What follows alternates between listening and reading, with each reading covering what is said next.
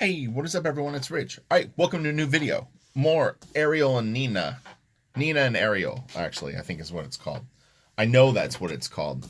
Um, so yesterday I inked the other piece. I need to erase it and fill in the blacks, and it's somewhere else in the office. But I had two of these commissions to do, and I'll tell you what. Yesterday was taxing.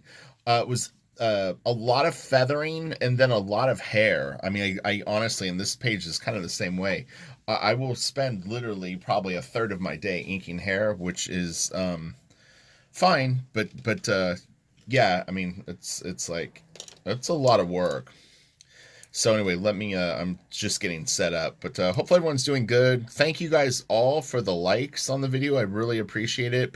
Patrons, I have about 6 or 7 hours worth of footage, so you guys will be getting that over the next few days, but I'll upload this one and share it with everyone, and just know that during the day I've been recording a lot of stuff that I'll be sharing for you. I didn't do narration on some of it, only because I had so much work to do and I need to get it done. Narrating does slow me down.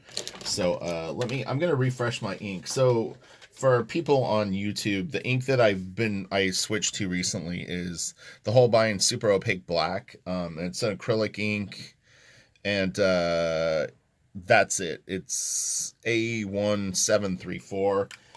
But I also use Ultra Draw, and it's like, I know people will talk about that they blend inks and they do da da da da da.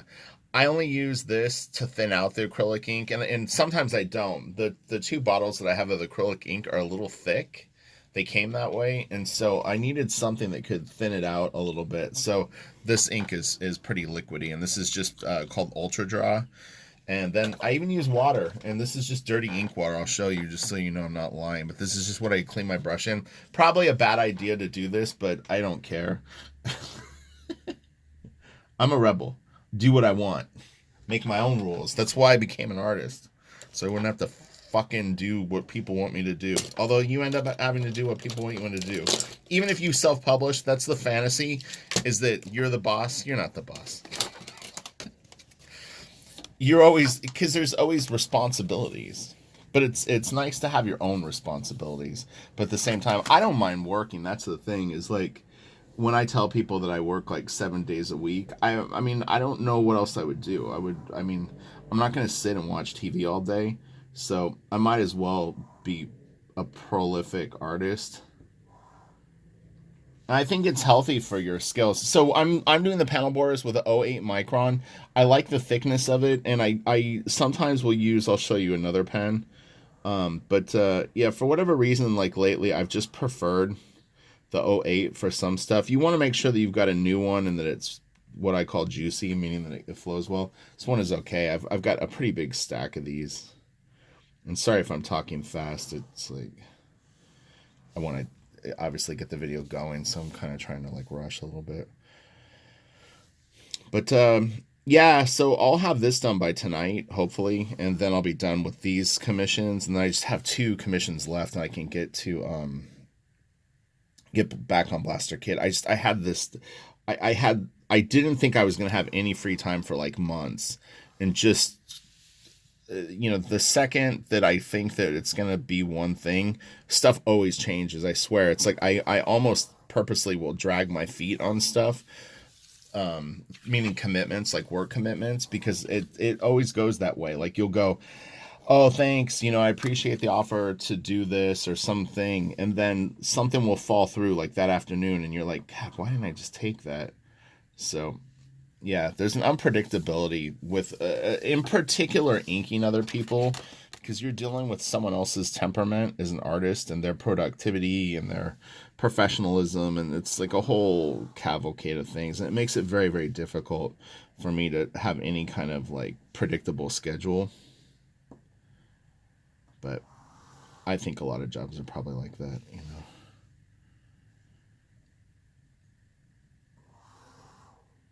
But yeah, it's actually very fun inking Ed. I hadn't done it in a few months, and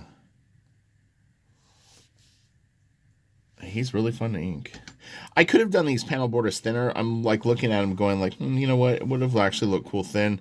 I think that it will pop good though. These aren't being inked for print. They're just being inked for whoever the person that owns the originals. He bought them in pencil and just preferred to have them inked. So it's cool. It's an interesting, like I've had people do that with other people that shoot their pencils from, or shoot like get colored from pencil. So I get it. As a collector, like this looks nice in the portfolio, but it looks nicer inked. It's just kind of the way that it is. So when I start a page, anyone on Patreon knows sort of the score with this. I just honestly look for fun stuff to ink for an hour or so. I don't time it. It's very natural. I don't have any strategy when I go into inking a piece. I definitely know that there's some inkers that will really look a piece over and they're calculating things and they've got like this, I'm going to do this, I'm going to do this, I'm going to do this. I don't do any of that. I honestly don't. I will start with something that I go, okay, I can ink this arm easily and just kind of get warmed up. And that's kind of how I do it. So I think ultimately what I'm doing though, if I really try to step back and sort of analyze what's going on, is I build it up more like a painting. So as I ink stuff, I'm constantly calibrating, and it's okay for me to go under, meaning thinner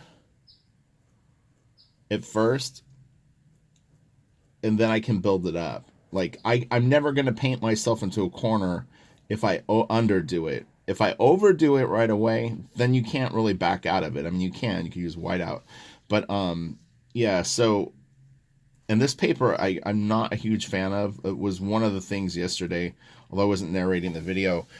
For people on Patreon, watch how many times I have to pull paper off my nib. I sometimes do it off screen, but this paper, I don't know what it is. It just says Ed BENES Studio at the top. It could be whatever, but it definitely tears and kind of comes up in the crow quill, which makes for a really frustrating day. I don't know if frustrating would be the right word, but this is how I describe it in my mind, and it's like, imagine trying to type for 8 hours and the R key on your keyboard sticks every time you have to hit a R, but you have to type all day. You're going to be typing for 7 hours, and you have to pull the key up. That's kind of what it's like when paper tears and you have to constantly be pulling a little bit of paper off of the tip of the pen nib. It sucks. It's a real annoying thing, but it is what it is. I've had it happen a million times, so it's not like I can't control really what a commission is on. Sometimes the paper is even worse. I've seen commissions. What I'll do in that case, because obviously there's probably people going, well, like, what do you do when the paper tears? You go to a Micron.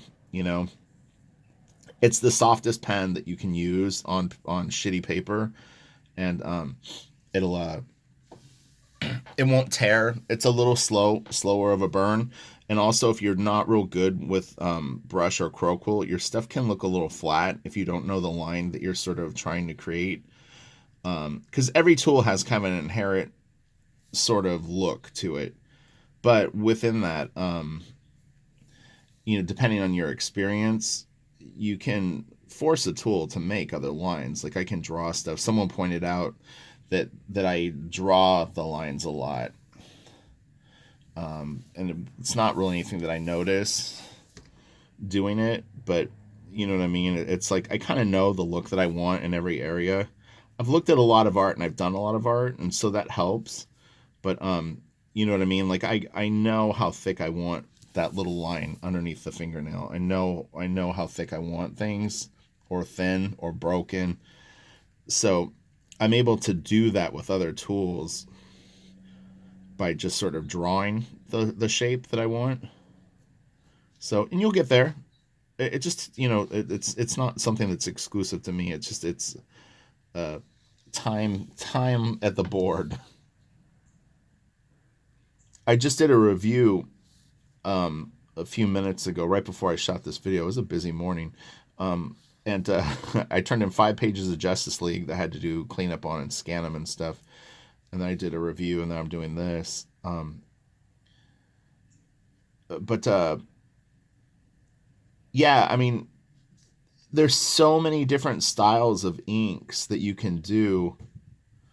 Um, rough, textury, dry brushy. You can use all pen. It could be digital in Clip Studio where you're using lots of grayscale. I mean, you know, it's all different and it's all good if at the end the piece looks cool. That's ultimately what it comes down to. So I think sometimes I haven't had it happen in a while because I don't really do that many conventions. But when I'll like people will go like, "Hey, can you critique my stuff?" And when I critique it, this is in person and not really like what a review is. It's different, but a lot of times I think that they think I'm going to pick apart their inks more than I do. And the thing is if I look at it and the drawing with the ink on it looks cool, it looks cool. You know what I mean? It's not like I don't like immediately look at it and go like, well, you should be feathering more like I would feather it, or I'm looking for like a particular thing. The only thing that I'm looking for when I look at anyone's art is a level of comfort with the final image, and then that it looks cool.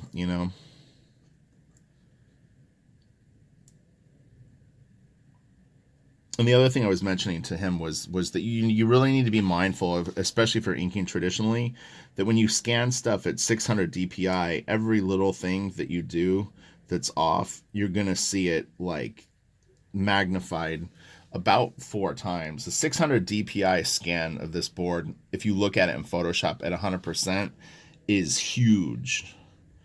You know, at 12% at 600 DPI is, I think, even slightly bigger than what the original board looks like to your eye looking at it.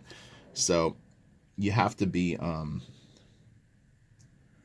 mindful of your edges and stuff like that. Like I was saying that like when I ink Batman in particular, his logo on his chest has to be sharp, and it sometimes I think it looks great, and then I scan my page and I look at it.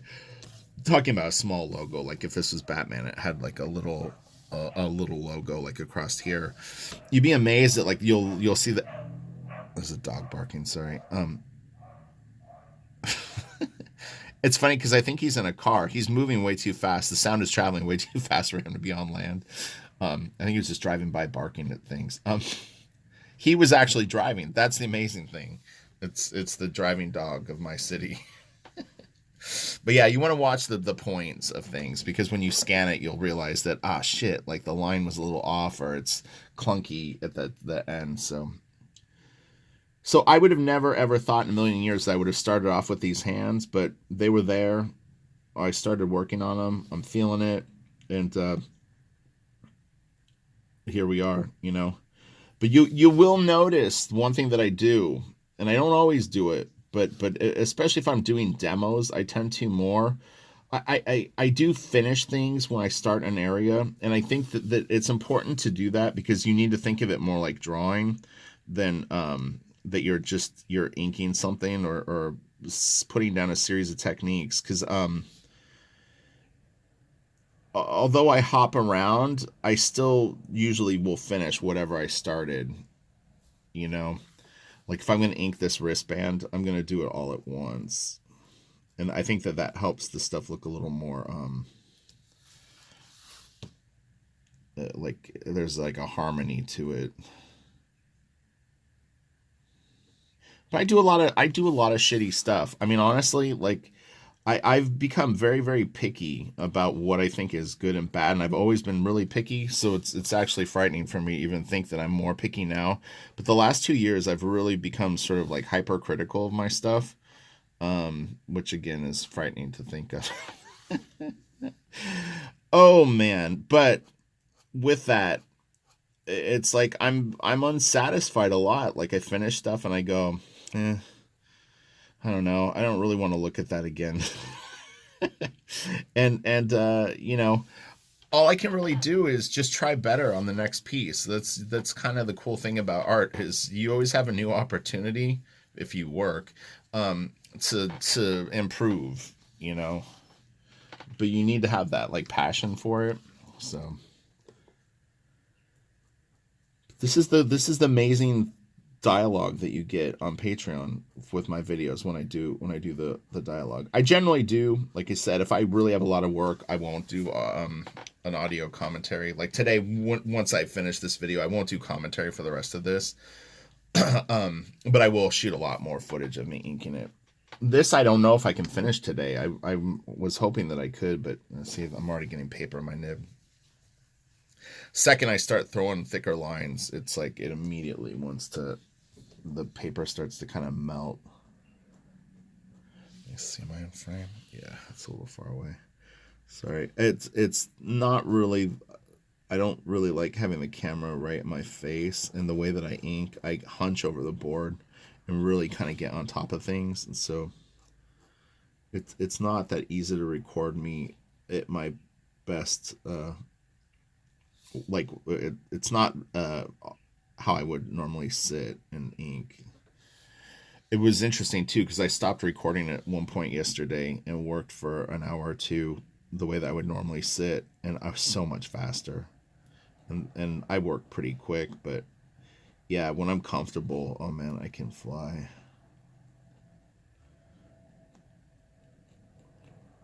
Where's the gap?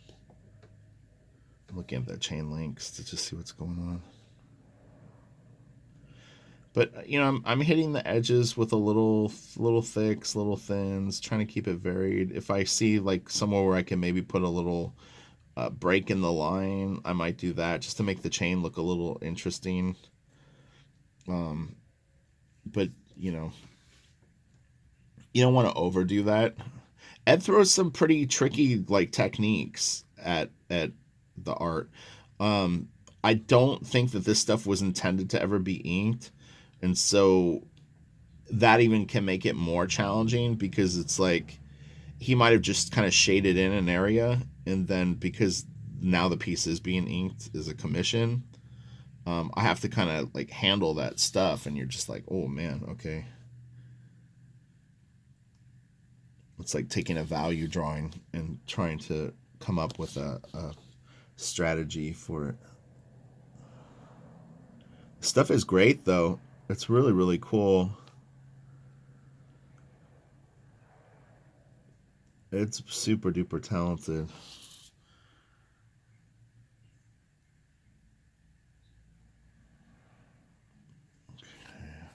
That'll be a fade. It'll be rendering to a fade. I'm not going to do it right now though. I need to do more other stuff first, like because I haven't inked Ed in a while. Working on this stuff gives me a little more confidence. So what I mean by that is just like in another hour or so, I'll feel more like, see, there's paper on the end of the nib, but it's okay because I want a thicker line right now, so I can kind of use it to my advantage. But there's a little bit of mushed paper on the nib, but I don't think it is anymore. I think it came off somewhere in this area.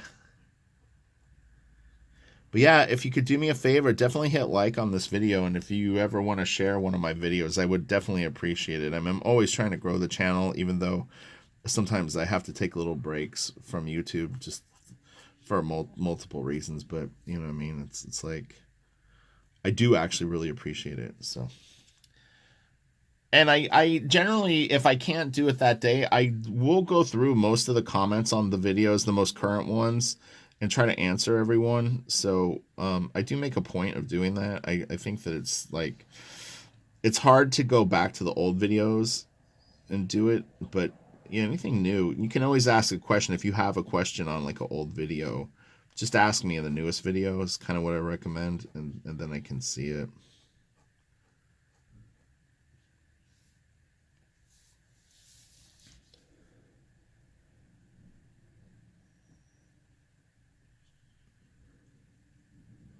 Yeah, Ed and I were supposed to do, we did some Teen Titans and Super Sons, and then we started Deathstroke, and I think we did a full issue of Deathstroke, and then we stopped working together for a second, like he was doing something else, and then we were gonna do a run on Deathstroke, and then unfortunately, well, I mean, fortunately for him, he was doing his own book, but yeah, so that kind of ended, but it would have been cool. The Deathstroke stuff that we did was actually really neat. It had like some pretty cool characters in it. And what I'll do too, like I'm inking a lot of hands right now. It's just sort of a coincidence, but they're small and they're very important.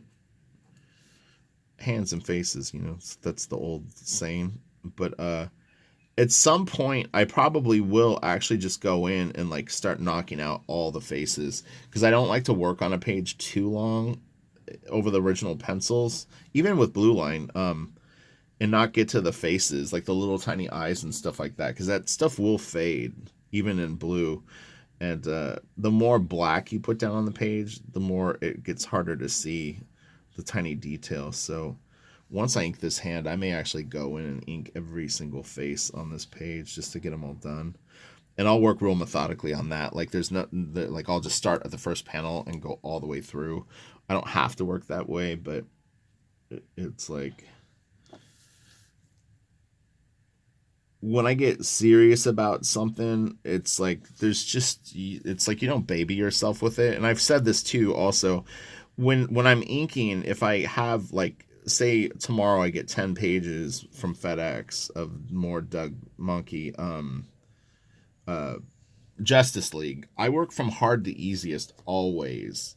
Even if I don't want to. Some days I'll give myself a little bit of a break if I've got a lot of pages, but I always do the hardest pages first and save the easiest or funnest looking pages till the end. The reason that I do that is it's just easier at the end of a deadline to have something that you're looking forward to inking because of, again, the ease of it, or it's just something that you really are excited to ink. That helps. But those really, really hard pages where there's 50 million buildings and 500 characters like flying through the air, and you just like see it and you go, oh man, that is gonna be nuts. Don't leave that till the end. You will regret it. But it's the same with this. The point being is that like the faces are really, really important. They do take effort and more probably brain power than other stuff, but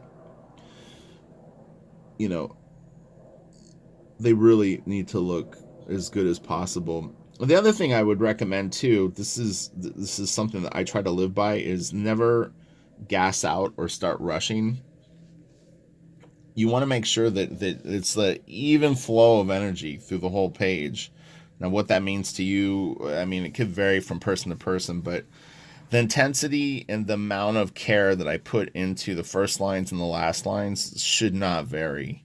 Like, I'm not rushing at the end, or I shouldn't be, to get something done.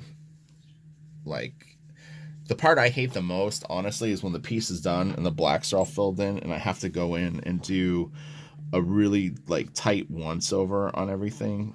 That to me is probably where I start to lose my patience. But really, everything's been inked at that point. It's more like, do I want to add splatter, or do I want to, have something else? So it's like it's like kind of almost like putting in stuff that really isn't in the drawing. See, there's a chunk of the I kind of bumped the camera, but there's a chunk of paper on the end of the tip. So, all right, let's start doing faces. I was going to do the first panel first, but that line is very wet, so I'm going to work on this face for a little bit. What's the camera at? We're at 23 minutes. So I'll go 7 more minutes for this video. And like I said, Patreon, just hold tight, and tomorrow I'll start editing all this stuff and uploading it for you. So I've got a ton of footage. The Catwoman piece, the one from yesterday, and then I'll have a lot of this. So you'll be good. It'll be so much stuff. You probably won't watch it all, honestly. Most people won't. I bet 3 people will, and the rest won't. But I'll never know.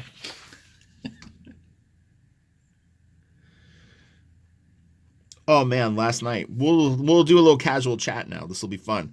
So last night I got done working and I was tired. Like it was a lot of work. Like inking all that hair and Ed BENES' stuff is it's you get a workout. It's an artistic commitment. My hand was even tired. That never happens. But my fingers were actually, like, this hand, like from holding the brush so much during the day, was actually fatigued. I could feel it when I was asleep. I woke up and I was like, "Man, my hand is sore." But I watched The Art of Dungeons and Dragons on Amazon Prime. It was fun. I love D&D and I love fantasy art and Dungeons and Dragons. There's so many eras of it, and anyone that's ever played or enjoyed the art, it's like even though sometimes the pieces aren't probably at as high a level as some of the comic book artists that we're into, there's like a charm to it, and like even sometimes the wonkiness of it is sort of fun. But it was really really good. And then I went even further down the rabbit hole. I was working while I was watching that, though, to be clear, so I didn't see it, but um, I threw on this documentary called Dungeon Masters or The Dungeon Masters. It was dark. They really like the reviews on it are pretty funny because everyone's like, "Oh, you found three most pathetic dungeon masters and people that have lives that are depressing, and you painting a bad picture of D&D." I I don't know if I totally agree with that, but it was it was different. They're both on Prime. If you have Prime, they're both free. You can watch them. But I'm gonna watch that the Dungeons and Dragons: The Art of One again today while I work. I liked it. There is some cool stuff. It's like, man, I'm gonna hit the rest of these with a brush.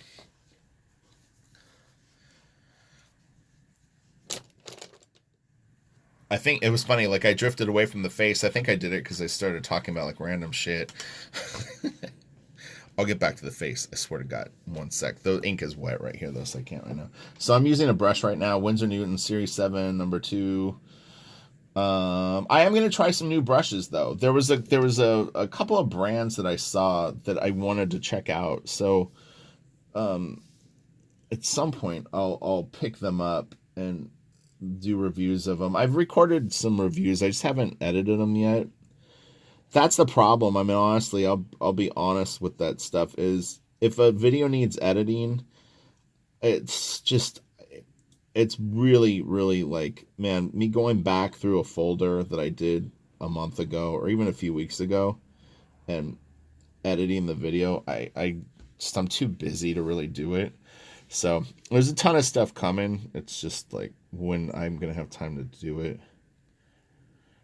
I do try, honestly.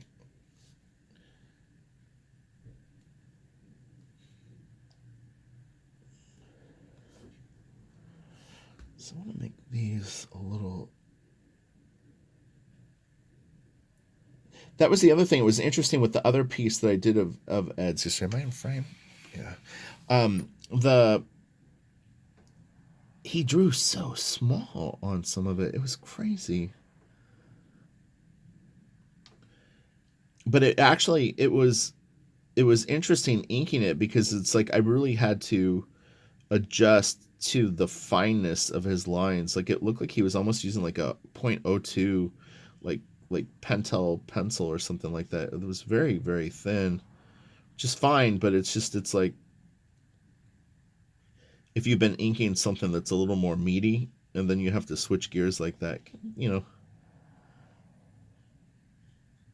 it's like there's a certain weight that you use with the tools and stuff like that, like you know how you place your line down. And if you've been inking something for 30 or 40 pages and all of a sudden it's like, oh, I'm inking Travis today, it's like it's definitely a different thing. And I think most people, I get enough people pointing it out, and I mean, I guess there's a sense of pride that I have with it too. But it's like I don't ink everyone the same way, and so I think it's slightly unusual for inkers. I think most inkers have kind of a main go-to. I don't. I'm not even going to say it like that. I'm just going to say for me, I actually will try to do any style that I think would look best on the penciler. So again, I'm trying to force myself to use language better, and it's like I don't need to explain what I do by like trying to drag other ideas into it. But yeah, generally speaking, like I look at the pencils and I try to figure out what would be the best strategy to make those particular pencils look good. And then I've got this whole tool bag of techniques that I use, and I try to come up with something around that as opposed to like this is my style and I do this. I think it inevitably probably slips into stuff, but I mean, you know, if something looked like it needed all brush and it was going to be a very like trying to think of an example, like